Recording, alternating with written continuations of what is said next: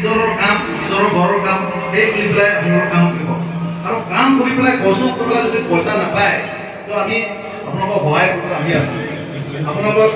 কিয় পইচা দিয়া নাই কোন মালিকে পইচা কিয় দিয়া নাই অফিচত আহক আমি পৰাপক্ষত আমি অফিচত আপোনালোকক সহায় কৰিম আৰু লগতে আমাৰ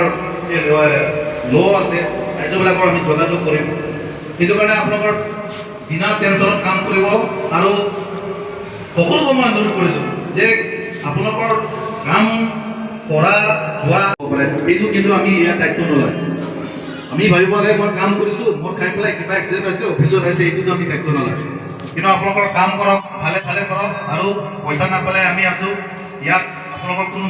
চিন্তাধাৰা কৰিব নালাগে আৰু মিলি পেলাই কাম